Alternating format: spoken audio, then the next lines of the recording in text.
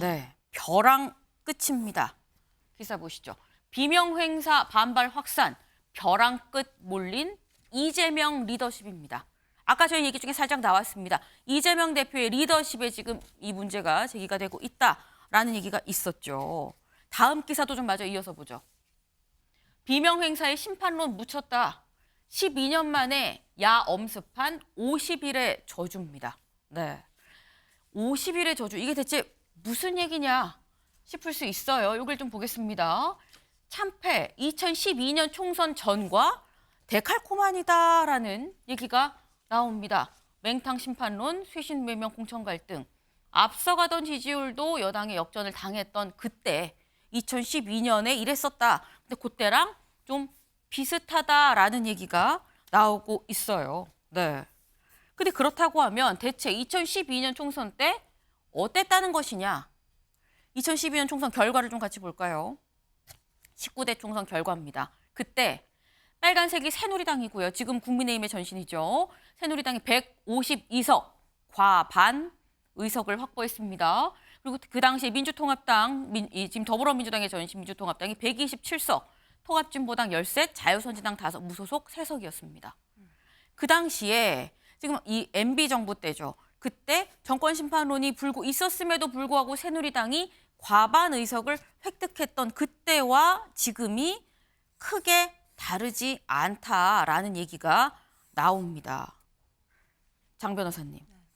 사실 그때 예상으로는 사실 선거 결과가 나오기 전 예상으로는 이거는 새누리당이 좀 이건 지는 선거 아니냐는 있었는데 과반한 거거든요.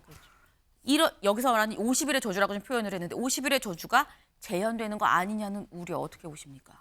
사실 이런 얘기가 나온다는 것은 당연히 민주당 입장에서는 경계해야 되는 그런 상황이라고 생각은 듭니다. 그만큼 여러 가지 공천 과정 속에서 어느 정도 잡음은 당연히 나올 수 있겠지만 이 공천 갈등들이 앞으로 수습되지 못하고 확대된다라고 한다면 당내에서는 우려가 들 수밖에 없을 것 같은데요. 아시다시피 분열하는 정당에 국민들은 표를 주지 않으십니다.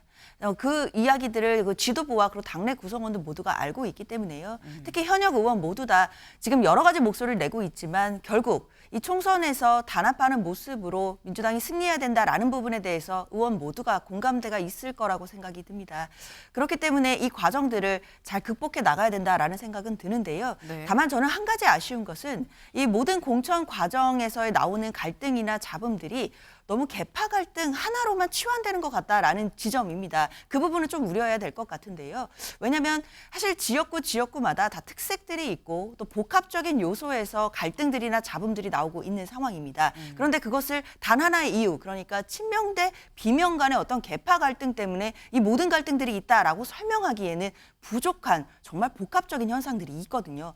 그렇기 때문에 지금 너무나 친명 비명 어떤 갈등의 프레임에 이 민주당이 빠져드는 것도 좀 경계를 해야 될 것 같고 그런 것보다는 본질적으로 앞서 이제 김진욱 대변인이 계속 말씀 주셨지만 조금 더 이해관계자들 그리고 이제 어떻게 보면 좀 불편한 결과를 받아들이셔야 되는 또 현역 의원들이나 당내 구성원들에게 설득을 잘하고 그리고 조금 더 세련되게 다가가는 것 이런 부분들을 정말 필요해 보입니다. 또한 뭐 앞서 나왔던 여론조사나 이런 부분과 관련해서도 분명히 당에서 설명하고 또 해명할 수 있는 부분들이 있다고 생각하거든요. 근데 그런 부분들을 자꾸 신속하게 대응하지 못하고 오해가 쌓여가다 본다면 어제 의 총장처럼 성토가 계속해서 발생할 수밖에 없을 것 같습니다. 지금 지도부로서는 이른바 친명 비명 간의 이런 프레임에 갇히지 말고 결국 이 공천 갈등 잡음들을 해결해 나가는 것도 지도부의 몫이기 때문에 이해관계인들의 어떤 이해관계 갈등들을 조절할 수 있는 좀 설명들 조금 더 필요해 보입니다. 네, 갈등을 좀 조절하는 게 좀 필요하다라는 말씀을 하셨어요.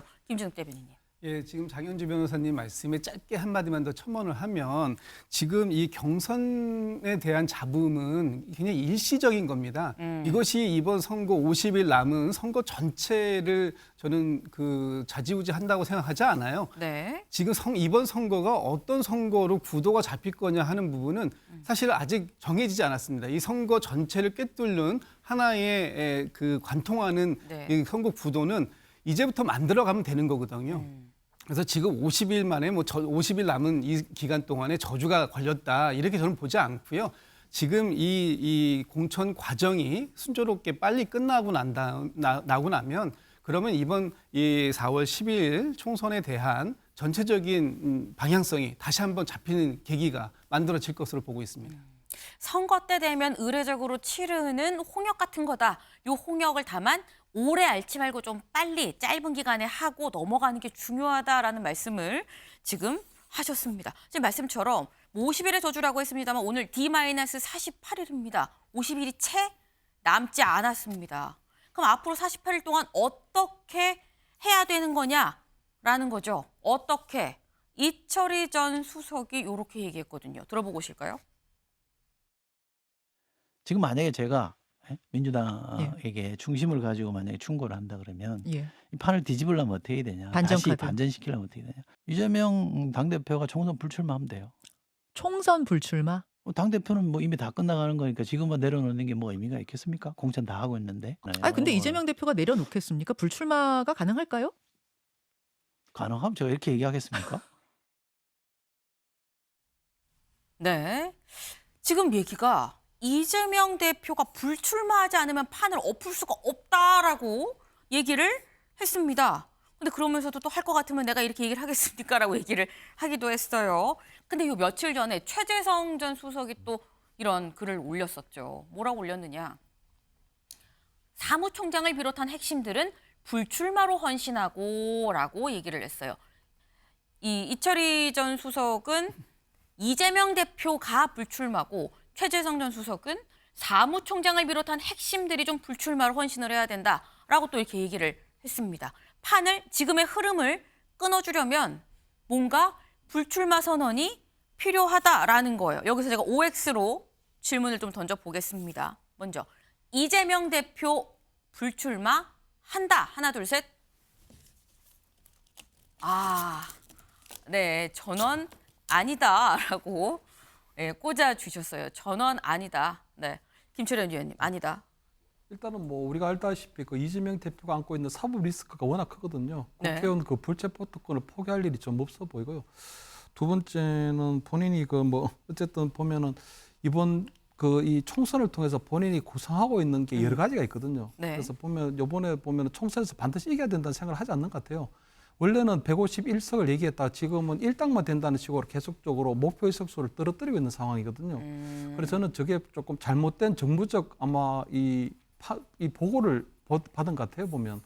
왜냐하면 지금 이재명 대표가 하고 있는 컨셉이 보면 1997년도에 그 대선에 나섰을 때 이회창 모델을 지금 따라하고 있는 것 같거든요. 그러니까 집권 여당의 후보로 대선에 나섰다가 떨어지고 다시 한번 재도전한 경우는 그때 당시 한나라당 이회창 그 후보밖에 없는데 이회창 후보가 97년도 떨어지고 99년에 당권을 잡고 난 다음에 20년 그 16대 총선에서 공천 주권을 쥐고 그때 자신을 도왔던 이 호주 김윤환이라고 하는 가장 최대 계보의 민정계를 그때 대대적으로 공천 학살을 하거든요.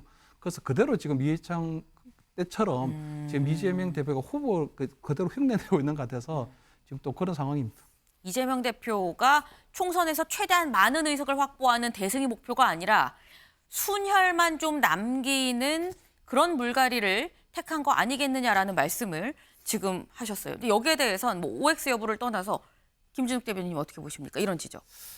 저는 지금 그 이재명 대표가 뭐 본인의 방탄을 위해서 그 출마하고 이런 문제는 저는 이미 넘어섰다고 봅니다. 그건 뭐 문제가 될 것 같지 않고요. 지금 현 상태에서 이재명 대표가 총선에 불출마하는 것이 과연 이 판을 바꾸는 그런 역할을 할 것인가 하는 부분에 좀 의문이 있는 것이고요. 저는 다만 이재명 대표는 아니시더라도 이재명 대표 주위의 측근, 지금 이재명의 사당화 또는 친명 공천이라는 논란이 이렇게 커지고 있다면 그 주위에 계신 분들은 이거를 어떤 방식으로든지 수습하는 노력을 좀 해야 하는 모습을 보여야 된다. 그게 가장 대표적인 한두 명일지라도 그런 모습도 안 보여주고 이 지금의 논란을 수습할 수 있는 방법이 있을까 하는 점에 대해서는 좀 동의하는 편입니다. 그럼 이것만 짧게 yes or no로 좀 여쭤볼게요. 그럼 이재명 대표 불출마 말고 이재명 대표의 측근들 중에서 한두 명이라도 불출마를 해야 된다라고 보시는 겁니까? 저는 그렇게 보고 있습니다. 네. 대표가 아니면 주변 측근들이라도 뭔가 노력을 보여주는 차원에서 움직임이 필요하다라는 말씀이셨어요. 근데 사실 지금의 이런 어떤 아까 말씀 중에 나왔죠. 이게 다 계파 갈등에 따른 게 아닌데 다 계파 갈등으로만 지금 프레임이 짜져서 좀 점철되는 면이 있다라고 얘기가 나왔습니다. 근데 이른바 이런 프레임이 사실 초반에는 친문이냐 친명이냐 뭐 명문 정당 얘기가 나오면서 촉발이 좀 된 면이 없지 않아 있어요. 누구냐? 임종석 실장 이슈입니다. 지금 임종석 실장이 중성동갑, 서울 중성동갑에 지금 전략구역으로 지금 지적이 됐는데 거기에 나가겠습니다라고 얘기를 하고 있는 거죠. 관련 기사 좀 보겠습니다. 험지 송파갑 출마 권고받은 임종석 중성동갑 상황 설명 사실상 거부. 네. 지금 임종석 실장한테 송파갑 출마를 권고를 했다라는 겁니다. 그런데 여기에 대해서 나는 중성동갑 상황을 충분히 설명을 드렸습니다라고 사실상 거부했다라는 거예요. 지금 뭐 의협 정부만 강대강 대치가 아닙니다. 여기 약간 좀 비슷한 상황이에요. 지금 이게 며칠째 계속 이어지고 있는 이른바 강대강 대치 상황으로 비춰진 이런 상황인 건데 여기에 대해서도 이철희 전 수석 한마디 했습니다. 들어보시죠. 좀 해주셔야 된다. 그래서 이제 임종석 실장 이야기가 상징적으로 나오는 거 아니겠습니까? 불출마하시든지 아니면 송파갑 얘기 지금 나옵니다. 임혁배 공관위원장이 송파갑을 공식으로 제안했다는 오늘 아침 노컷뉴스 단독 보도도 있습니다. 그렇게 망신 주면 됩니까? 사람을. 왜 망신주기라고 보세요? 아니 여기 넣었다 저기 넣었다가 본인이 하겠다는 데가 있는데 그러면 최소한 당대표가 만나보든지 당에 책임 있는 누군가 만나서 본인 입장을 충분히 경청을 하든지 설명을 하든지 예. 조사를 해보니 이렇더라든지 뭔가를 충분히 납득하고 설명을 하면서 진행을 해야 되는데 그냥 조리돌림 하는 거 아닙니까? 여기 넣었다 저기 넣었다가 그 망신 주는 거지. 그래서 네가 알아서 그냥 제풀에 자빠져라 이거 아니에요. 그 왜 조리돌림 한다고 생각하시는 거예요? 주기 싫은 거죠. 잠재적 경쟁자라고 보는 거겠죠. 네, 이철희 전 수석. 지금 임종석 전 실장 조리돌림 당하고 있는 상황 아니겠느냐. 그 이유 이재명 대표가 잠재적 경쟁자라고 생각을 해서 그런 것 같다라고 얘기를 했습니다. 김윤영 위원님. 네. 어떻게 보십니까? 잠재적 경쟁자입니까? 지금 이재명 대표는 두 가지 필수 조건이 있습니다. 네, 하나는 무조건 국회의원이 돼야 되고 하나는 당대표를 유지를 해야 되는데 당대표를 유지하기 위해서는 결국 대통령이 되는 게 당대표가 돼야만 대통령을 할 수 있기 때문에 자신의 측근들까지 다 출마를 시킬 겁니다, 저는. 그렇기 때문에 임종석 실장 같이 구심점이 될 수 있는 사람들은 최대한 배척하고 공천을 안 줄 수밖에 없다. 저는 그렇게 보고 있습니다. 지금 이철희 전 수석의 의견에 나도 좀 같이 한다라는 취지로 지금 말씀을 하셨어요. 그런데 지금 임종석 전 실장이 아까 구심점이 될 수 있다라고 말씀을 하셨습니다. 임종석 전 실장, 문재인 정부 때 비서실장을 했죠. 친문 세력, 친문을 비롯한 그리고 다른 비명계의 구심점이 될 수 있는 거 아니겠느냐라는 해석이 지금 밑에 깔려 있는 건데 다음 기사를 좀 같이 볼까요? 총선 져도 이재명당 만들겠다는 거냐 반발. 이 불출마 주장도인데 여기에서 특별히 제가 이 부분을 좀 보고 싶습니다. 문재인 전 대통령, 문재인 전 대통령도 우려를 갖고 있는 것으로 전해졌다. 한 친문계 의원은 문 전 대통령이 이 대표와의 오찬회동에서 대표 측근들로부터 솔선수범해서 정리해야 한다는 입장을 강조했는데 실행되지 않고 있다. 최근 당의 상황에 대한 우려가 큰 상태다라고 얘기를 했습니다. 또 다른 친문계 의원, 이제는 문 전 대통령이 입장을 내줘야 한다는 요구가 크다라고 했다는 겁니다. 이것도 짧게 바로 여쭤봅니다. 문재인 전 대통령 입장 낸다. 하나, 둘, 셋. 요거는 입장이 좀 갈렸어요. 일단 장 변호사님 입장 낸다. 네, 문재인 전 대통령이 원론적인 입장을 내시지 않을까라는 생각 듭니다. 그동안 문재인 전 대통령이 해오셨던 말씀의 큰 기조는 당이 이럼에도 불구하고 통합하고 단합하고 총선에서 현 정권에 대해서 견제하고 심판해야 된다. 이 말씀이었습니다. 그 과정에서 당의 전직 대통령 그리고 큰 어른으로서 이재명 대표뿐만 아니라 당 전체에게 단합의 메시지를 낼 것이라고 보이고요. 이 공천의 과정 속에서 나오는 어떤 갈등들을 극복하고 단합할 수 있는 길에 대해서는 원론적인 메시지 나올 것 같습니다. 원론적인 메시지를 낼 거다라고 하셨는데 김진욱 대변인께서는 아니다. 그렇지는 않아요. 지금 저희 내용적으로는 우리 장 변호사님하고 저하고 좀 사실 좀 비슷합니다. 네. 예, 저는 왜 내지 않으실 거라고 얘기했냐면 이 원론적인 메시지도 내실 수 있겠지만 또 한편으로 보면 원론적인 메시지를 내는 것 자체가 당에 또 부담을 줄 수 있어요.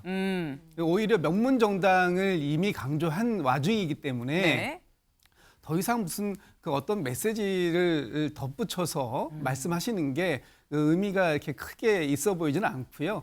지금 상황에서라면 이 당이 이 대표를 중심으로 빨리 수습하는 국면으로 가기를 바라고 응원하지 않을까라는 개인적인 생각입니다. 네. 네. 지금 문재인 전 대통령이 입장을 낼 것인지 낸다면 어떤 메시지를 낼 것인지가 주목이 되는 시점입니다.